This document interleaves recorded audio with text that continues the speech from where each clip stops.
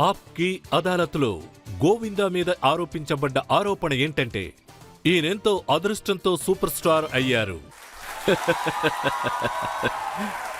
Govinda 1986 magazine ఇప్పుడు నా చేతిలో ఉంది. దీని మీద ఉన్న హెడ్లైన్స్ ఏంటంటే గోవిందా ఒక బంగారు బాతు అని. ఇందులో ఏం రాసిందంటే 20 ఏళ్ల వయసులో ఇతనెవరో ఎవరికీ తెలియదు. కానీ 22 సంవత్సరాలలో ఇతను 50 సినిమాలకు సైన్ చేశారు. ఇలాంటి అద్భుతం ముంబై సినీ ఇండస్ట్రీలో ఎప్పుడూ జరగలేదు. అందుకే మిమ్మల్ని బంగారు బాతు అన్నారా ఏంటి? ఇంత పొగిడిన తర్వాత నన్ను ఆఖరికి బాతు అని చెప్పేశారే. ఇందులో నేను ఆలోచిస్తున్నది ఏంటంటే తల్లే అన్నిటికీ కారణం. నాకు ఇది దొరికింది మా తల్లిదండ్రుల ఆశీర్వాదం వల్లే. ఇంకా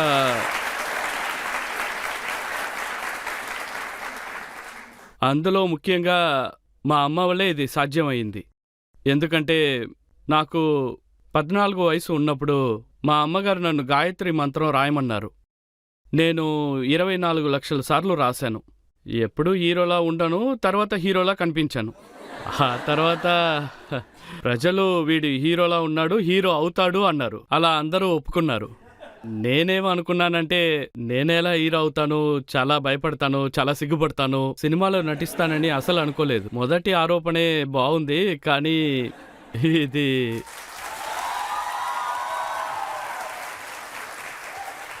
ఈ ఆరోపణని నిజమని చెప్పొచ్చు, అబద్ధం అని చెప్పొచ్చు. ప్రొడ్యూసర్స్ దగ్గరికి మీరు నటించిన వీడియో క్యాసెట్స్ వెళ్ళడానికి వాళ్లకు మీరు లంచం ఇచ్చారట. అది నిజమంటారా? మీరు చెప్పండి. అది పెద్దవాళ్ళ దగ్గర అసలు టైం ఉండదు. వాళ్ళని అంత తేలిగ్గా పట్టుకోలేము. వాళ్ళ ఆలోచనలు చాలా ఫిక్స్డ్గా ఉంటుంది. ఈ హైటే ఉండాలి, ఈ కలర్ ఉండాలి, ఇలాంటి పర్సనాలిటీ ఉంటే హీరో అవ్వచ్చు, హీరో వాయిస్ ఇలాగే ఉండాలని చెప్తూ ఉంటారు. అదేంటంటే పేదవాళ్ళకి, కష్టపడి పైకొచ్చిన వాళ్ళకి, అంటే ఒక పేదవాళ్ళకి ఇంకొకరికి మైండ్ సెట్ ఎలా ఉంటుందో తెలుస్తుంది. అంటే మీరు చెప్పినట్టే నేను చేస్తున్నా.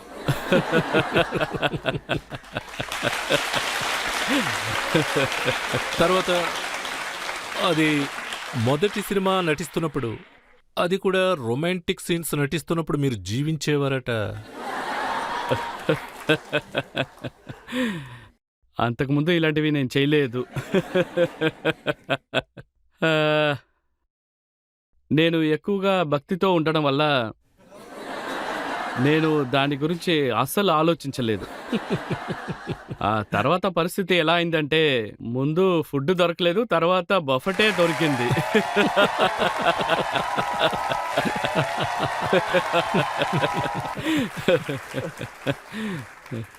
ఒకరోజు షూటింగ్ జరుగుతున్నప్పుడు ఏమైందంటే, సరోజీ నేను ఇలా నుంచున్నాను ఆవిడ ముందు, ఆవిడ మైక్లో మాట్లాడుతూ ఉన్నారు. అప్పుడు ఏంటి అలా వణికిపోతున్నావు, ఇంతవరకు నువ్వు అమ్మాయిల్ని ముట్టుకోలేదా అని అడిగారు.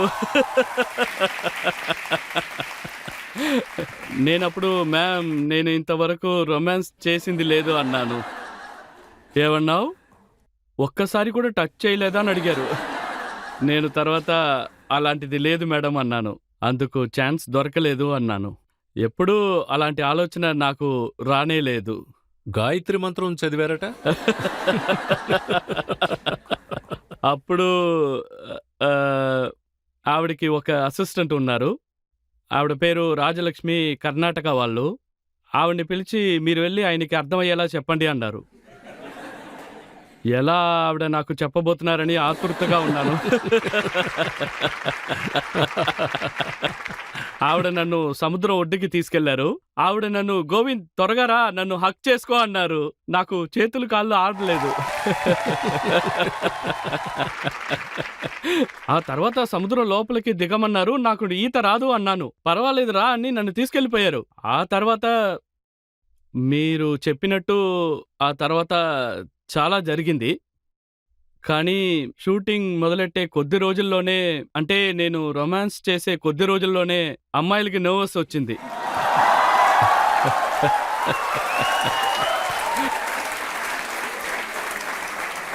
ఇలా ప్రారంభించి ఆ తర్వాత మీ పాటలన్నిటినీ ఇన్స్పిరేషన్గా తీసుకోవడం మొదలుపెట్టారు. ఓ ఆ.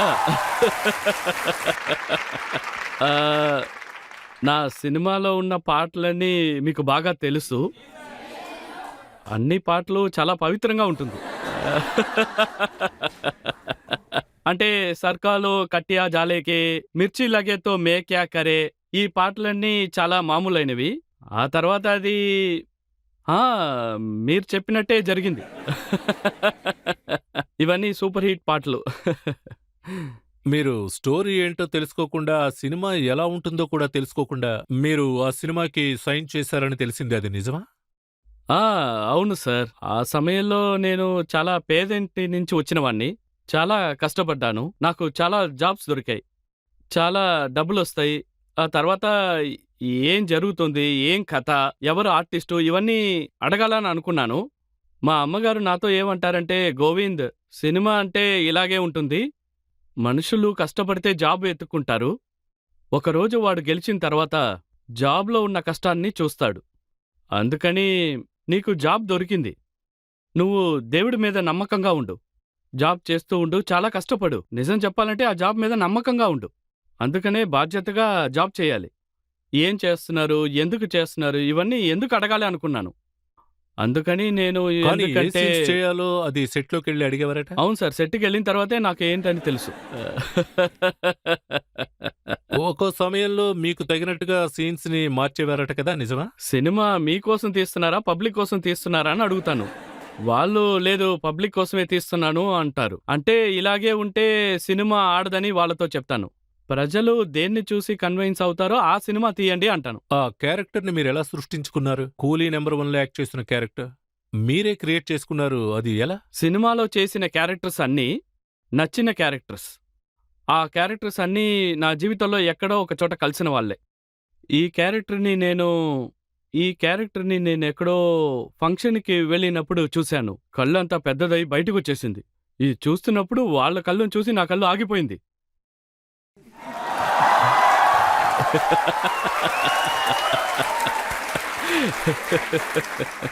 సో, ఇలాంటి వ్యక్తులు ఇలాంటి విషయాలన్నీ చేస్తున్నప్పుడు ఈయన్ని చూస్తుంటే ఇంట్రెస్టింగ్ క్యారెక్టర్‌లా అనిపించింది. నేను ఆయన దగ్గరికి వెళ్లి ఎందుకలా చూస్తున్నారని అడుగుదాం అనుకున్నప్పుడు పోలీసొచ్చేసింది. "ఎవర్రా నువ్వు? ఎక్కడి నుంచి వచ్చావు? ఎందుకు ఇక్కడికొచ్చావన్నారు?"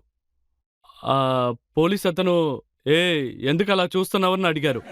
అందుకు అతను "నేనేం చేశాను? నా కళ్ళే అలాంటిది" అన్నారు. నేనేమో అనుకున్నానంటే క్యారెక్టర్ చాలా బావుంది అనుకున్నాను. Very good. మనం ఎంత పెద్ద ఆర్టిస్టో అతనికే తెలీదు. అక్కడి నుంచే ఆ క్యారెక్టర్ హిట్ అయింది. నేను కాదర్ కంచితో షూటింగ్ చేస్తున్నప్పుడు షూటింగ్ ఆగిపోయింది. ఎందుకంటే అది చాలా టైం అయిపోయింది. 8 గంటలు, 9 గంటలు టైం అయిపోయింది. ఏంటి గోవిందా ఇంతసేపయింది ఇంకా షూటింగ్ పూర్తవ్వలేదు.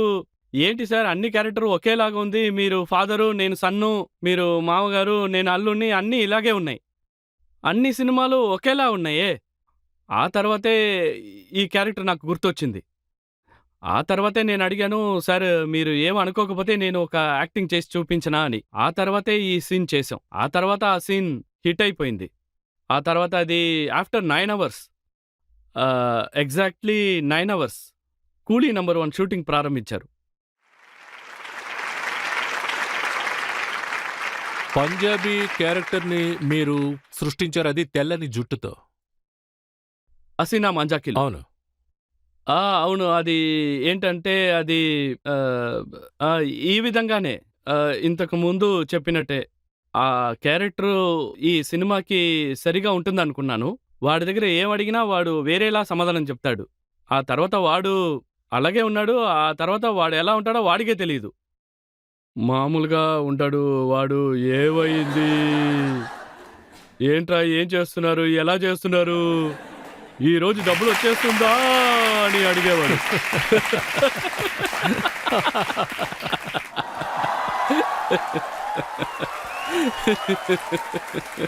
అప్పుడు నేనేమనుకున్నానంటే చాలా బావుందే! వీడిని అమ్మేద్దాం. ఆ తర్వాత ఆ తర్వాత నేనేమనుకున్నానంటే ఇతనితో టైం పాస్ చేయాలి అనుకున్నాను. ఆ తర్వాత ఏంటి సార్ తిడుతున్నారు అన్నాను. ఎవర్రా నువ్వు అని అడిగారు. అందుకు నేను తాబిని బ్రదర్‌ని తనతో వచ్చానని అతనితో చెప్పాను. అలాగా తను నీ చెల్లులా? అవును అన్నాను. తను నాకు రోటీ ఇవ్వలేదే. అంతసేపు వెయిట్ చేశాను తను నాకు రోటీ ఇవ్వలేదే.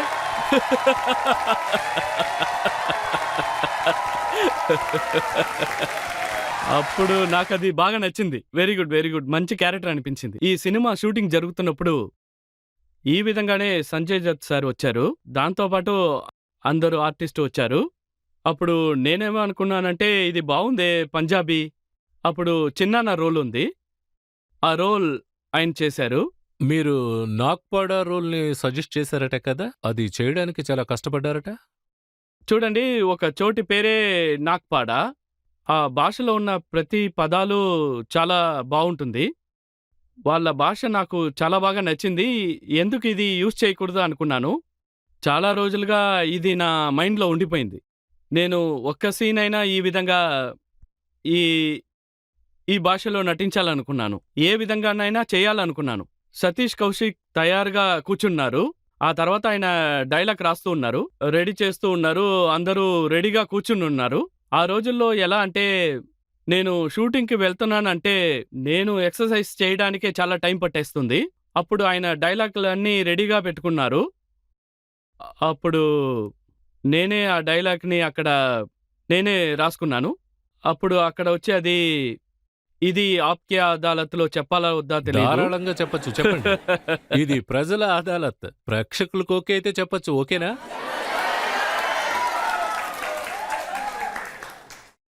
జడ్జి గారు మమ్మల్ని ఏమి అనరు కదా! हटा सावन की घड़ा खा खुजा पत्ती बुझा के सो जा गया निंटकले पिंटुकले मंटी में खड़े लिए अंटी बजा ली बार बार घंटी कुल्ला घुमा के पश्चिम को पलट ले बहुत हो गया फुटले फटले छाड़ा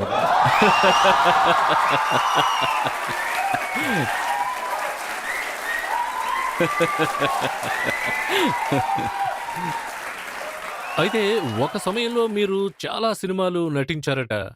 ఆ సమయంలో మీరు ప్రొడ్యూసర్‌ని కలవడానికి అసలు టైం ఉండేది కాదట కదా! మరి వాళ్ళెలా కలిసేవారు మిమ్మల్ని?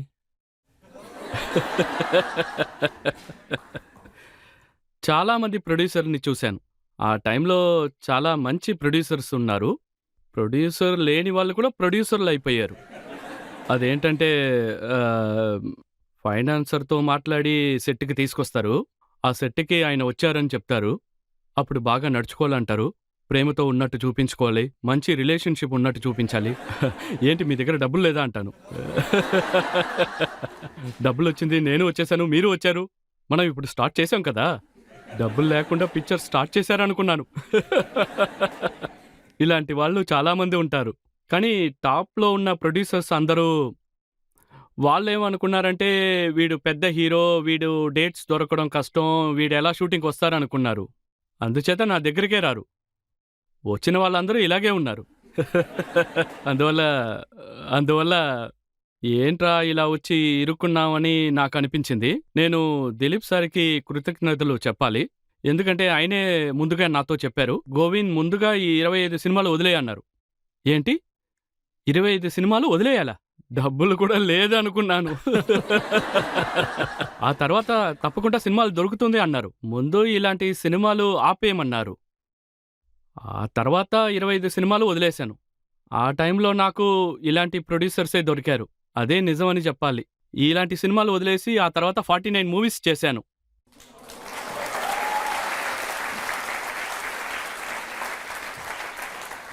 మీరు చాలా సార్లు సెట్‌లోనే అలా నిద్రపోయేవారట కదా! సార్ నేనెక్కడ నిద్రపోయాను సార్. నాకు గుర్తున్న వరకు నేను హీరో దగ్గర నుంచి నిజం చెప్పాలంటే నేను నిద్రపోలేదు. అప్పుడు నా కళ్ళని చూశారంటే హాస్పిటల్ నుంచి వచ్చిన వాళ్ళలా ఉంటాను. నాకు ఏమనిపించిందంటే నాకు జాబ్ దొరికింది. అది 15 రోజులకి కంటిన్యూస్‌గా షూటింగ్ జరుగుతుంది. సమయం దొరికినప్పుడంతా నిద్రపోతాను. గంట, 2 గంటల సేపే నిద్రపోతాను. వీడు నిద్రపోవట్లేదు అంటారు. అలా ఉన్నప్పటికీ వీడు ఎలా ఎనర్జీగా ఉంటున్నాడో అంటారు. ఇది చూస్తున్న యంగ్‌స్టర్స్‌కి నేను ఒక మాట చెప్పాలి. నేను చెప్పే సలహా ఏంటంటే యోగా తప్పకుండా చేయండి అంటున్నాను. దీనివల్ల వచ్చే పవర్, ఎనర్జీ ఒకరికి చాలా డిఫరెంట్‌గా ఉంటుంది. జిమ్ చేసేదంతా డిఫరెంట్. కానీ ప్రాణాయామం చేసే వాళ్ళకి అన్నీ ఈజీగా లభిస్తుంది. ఒకరు చేసేది అన్నీ ఈజీగా ఉందంటే అంత తేలిగ్గా వాడు నీరసపడడు. సో నేను ఎంతసేపైనా నీరసపడను. అవును, ఇదే జరుగుతుంది. నేను నిద్రపోను సార్. ఆ టైంలో ఇండస్ట్రీలో కొంతమంది మిమ్మల్ని బి గ్రేడ్ యాక్టర్ అని అనేవారు. వాళ్ళు నన్ను బి గ్రేడ్ అని చెప్పడం నా అదృష్టం అనుకుంటున్నాను. ఏ గ్రేడ్ అనుకుని నన్ను ఏం చేస్తారో.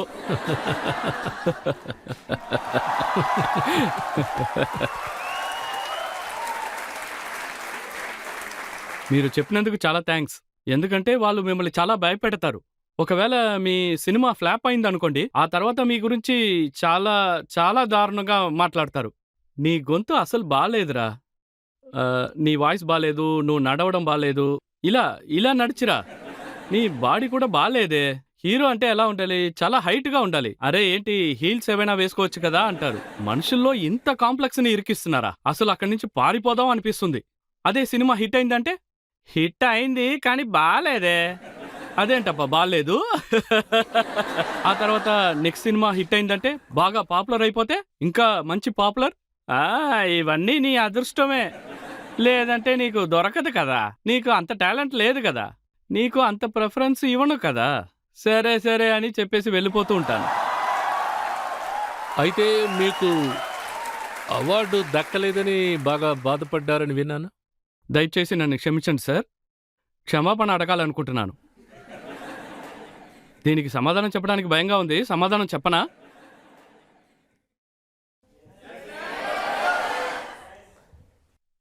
నేను ఇంకా తీసుకోలేదు. డబ్బులిచ్చి తీసుకోలేదు అన్నాను.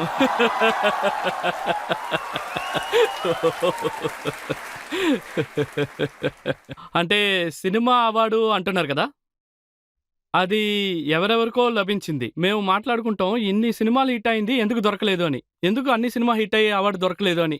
ఆ తర్వాతే తెలిసింది ఇవన్నీ ఆ విధంగానే అవార్డు వస్తుంది అని తెలిసింది. సో వాళ్ళ ప్యాకెట్ నుంచి డబ్బులు తీసి వాళ్ళు ఆ అవార్డులు కొనుక్కుంటున్నారు. అప్పుడు ఇంతేనా? ఆ తర్వాత వాళ్ళు పిలిచినా నేను అవార్డు షోకి వెళ్ళను. పెర్ఫార్మెన్స్ కావాలంటే చెప్పండి, చేస్తాను, డబ్బులు ఇవ్వండి, చేసేసి వెళ్తాను. సారీ, నేను రానని చెప్పేశాను. అందుకని నేను దిగులు పడను. మీకు గదర్ అనే సినిమాకి అవార్డు దక్కిందట కదా, ఆ అవార్డును మీరు వద్దని తిరస్కరించారట.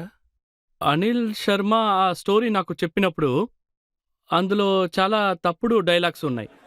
నేను ఎప్పుడూ ఎవరితోనూ సమస్యలు పెట్టుకోను, కానీ అందులో ఈ స్టేటు ఆ స్టేటు ఏవేవో ప్రాబ్లమ్స్ ఉన్నాయి.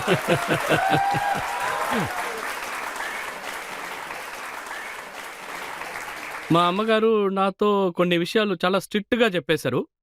మా అమ్మగారు నాతో ఏం చెప్పారంటే, నువ్వు ఎంత కష్టపడ్డావో నీకే తెలుసు, అందుచేత నువ్వు హార్డ్ వర్క్ చెయ్యి, ఇలాంటి విషయాలు రిస్క్ తీసుకోవద్దు అన్నారు. కానీ ఎవరికి ఇలా అనిపించకూడదు. అదేంటంటే, ఈయన స్టారే కానీ ఎక్స్ట్రాగా ఈయన ఇది చేస్తారు అది చేస్తారు, ఇలా ఎవరు చెప్పకుండా గోవింద్ అంటే ఎప్పుడూ నవ్వుతూ ఉంటారు, డాన్స్ చేయి, పాట పాడు, ఇలాగే చెప్తూ ఉంటారు. అందుకనే ఆ సినిమా చేయలేదు. చాలా చెడు డైలాగ్స్లు ఉన్నాయి, అందుకే ఇక్కడ చెప్పలేను. యష్ చోప్రా గారి చాందిని సినిమా మీ అమ్మగారు వద్దన్నారా? దాన్ని నేనే వద్దన్నాను. చాందిని సినిమాలో నా క్యారెక్టర్ ఏంటంటే, నేను ఒక హ్యాండిక్యాప్ని. గోవిందా ఎలా యాక్ట్ చేస్తారనుకున్నారు? నేను యాక్ట్ చేయలేనని చెప్పేశాను. అందులో చూసారంటే, ఆయన దగ్గర నేనేం చెప్పానంటే, సార్ పాటలు ఇందులో సూపర్ హిట్, పాటల కోసం ఈ సినిమా ఆడుతుంది అన్నాను. సో అలాగే జరిగింది. ఇంకో పెద్ద డైరెక్టర్ షారూక్ ఖాన్ దేవదాస్ సినిమాలో మిమ్మల్ని నటించమని అడిగారట, చునీలాల్ రోల్. నాకు ఆ చున్నీలాల్ క్యారెక్టర్ సెట్ అవుతుంది అనుకుంటున్నారా? అందులో వాడిని తాపించి